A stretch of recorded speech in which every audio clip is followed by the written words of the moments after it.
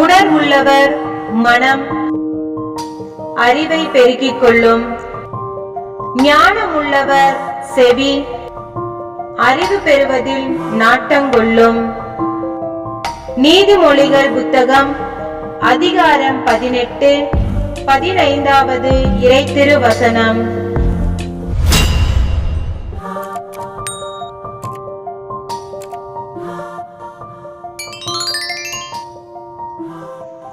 உணர்வுள்ளவர் மனம் அறிவை பெருக்கிக் கொள்ளும்.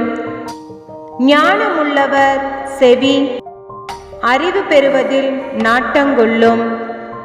நீதிமொழிகள் புத்தகம் அதிகாரம் 18 15வது இறைத்திருவசனம்.